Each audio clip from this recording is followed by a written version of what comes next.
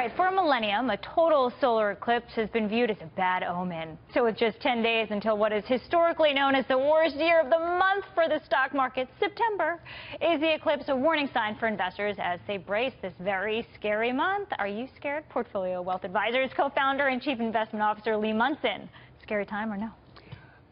I think it's going to cause a shock. We're going to get more volatility. You see a lot of these big hedge fund runners, guys like Jeffrey Gundlach, talk about buying puts on the market, trying to hedge themselves. Here's what I see.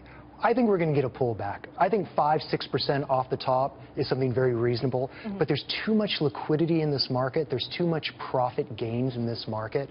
I think that we also are expecting the Republicans are going to get their act together and give us some corporate tax relief. Do you think that's priced into the gains we've seen on the year? Yeah, well, especially in small cap, it has. I don't think so much in the S&P 500, but I think if you look at the Russell 2000 smaller companies, I mean, it's down 4 or 5% this year. Clearly, Wall Street is sending a signal that you told us last year we were going to get a 15% corporate tax relief, which helps smaller companies. We haven't seen it. So we're seeing decline. But what about the larger companies, the large cap stocks? Because if they got a tax holiday, take your trillions of dollars parked overseas and bring them back home, wouldn't that be good? It would, but we're not seeing that really in the price of stock. You look at something like General Electric that's just hit the skids down 18% this year. A lot of traders have a theory, I think it's my theory too, that these larger companies, GE and Apple, just to pick on them, they don't pay even 15% tax rate. So the idea of them getting anything out of this Congress is going to be very slim. That's why you're seeing weakness in the big momentum Fang stocks and that NASDAQ. Yeah, but they've really propelled the market so far this year. I mean, especially the Fang stocks. Come on. Well, what I'm saying is that I think they continue to move forward, but they're not getting the tax relief. They're moving up just on profits. That's why I say I don't expect a 10 or 15% correction because the Fang, they are making money. It's the small caps that are languishing in tax reform hell. Sometimes when people get nervous, they like to buy utilities. This has been a strong sector. Do you like certain utilities over others? Not particularly. You know, I tell you, I think it's a trap, and with the interest rate situation, I think people should look at other things. Look at it, like I mentioned General Electric. Now look at General Electric. It's lost 40–50 billion of market cap. You could buy it today at what it was selling back in 2015, pays a great dividend.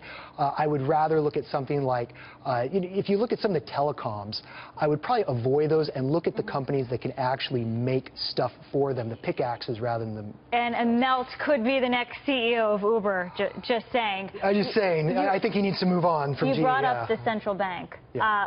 Later this week, the annual Economic Symposium, that is Jackson Hole, kicks off in Wyoming. Janet Yellen is expected to speak, so is the European Central Bank President, Mario Draghi. What do you expect them to say? Do you expect any bombshells or fireworks from Yellen? No. I think this is what we're going to find all the way back 5 or 6 years ago when we saw Jackson Hole, just start telling us exactly what they're going to do for years. I think we're going to find more talk about slow and measured. We already know that we're going to have $50 billion a month that my buddies on Treasury bond desks are going to have to pick up. I say no bombshells. The market goes higher after that meeting.